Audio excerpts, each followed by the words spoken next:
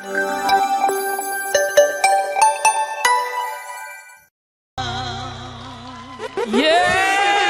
Chad Borja, Renz Verano!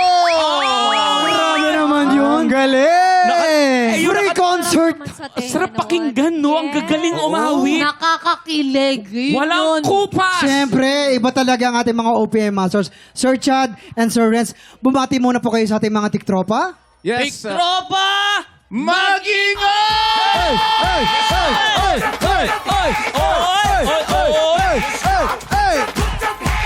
Ay, nako, talaga naman. Siyempre, alam ng mga tiktropa natin na lahat ng mga hit songs si Chad at Renz. Pero yung isang kinanta ni Chad, bagong tunog yun. Bago sa akin pandinig. Oh, yun. Kwento mo nga yun. What Yes. is the story behind that song? Yes, Chad?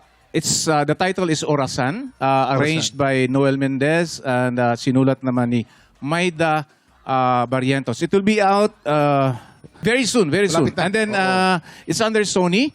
And ang storya niyan is relationship ng dalawang mag-asawa na kahit anong ginawa nung lalaki or babae, sila pa rin hanggang sa uli. Ay, ang sarap. Martir, Parang bagay sa akin. Parang bagay sa akin yan. ha? Bagay daw kayo. Maraming makaka-relate doon. Yan.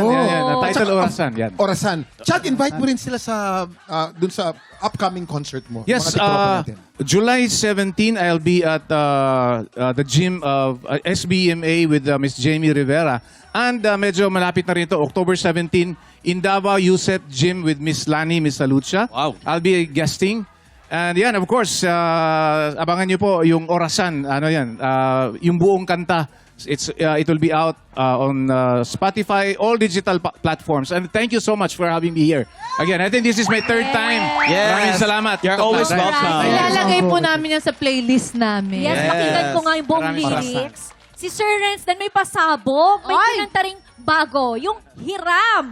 Ano ba ang kwento doon sa kantang yun, Sir Renz?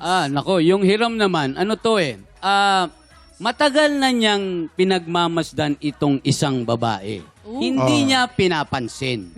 Ngayon, later on, na-realize niya na siya pala Ay! yung matagal na niyang hinahanap. Oh. Kaya lang, ang tanging hiling niya, sana pwede pa. Kumbaga, sana hindi pa huli Ayun. yung pagkakataon. Pero may tanong ako rin. Saan kinalaman sa Hiram? Hiram, niya. sa buhay kong hiram, sana ikaw na yung aking mahal. sa Ayun. Grabe na yung mga hugot na ganyan. Kasi alam mo, good, I love you. Yes, paki-invite may naman ng mga hugot. tiktropa natin na suporta ng iyong bagong single. Opo, it's already out in all digital platforms. Nandiyan po yung Spotify, Deezer, YouTube. Eto na nga, mga tiktropa, patuloy nating suportahan ang original Filipino music. Thank you so much. Siyempre, walang iba kay Sir Renz and kay Sir Chad. Teka lang, meron Bakit? pa. Meron pa. Oh, Makakakulitan natin today ang isa pang idol ko. Oh. Mga tiktropa, mag-ingay para sa nag-iisang Arnel Ignacio! Mga tiktropa! Mag-ingay! rehearse ko pa yun, Ang taas ng energy level! At sa umaga. Yan ang Arnel Ignacio kilala ko. Ayan. Bilang first time niya sa TikTok lang, si Arnel ang alay natin today sa Sangtalong, Sangsabog. Yun! Pero bago yan, sasamahan niya tayo manghula ng hottest and latest chismis. Sikreto na mga borta na sa pagbabalik ng TikTok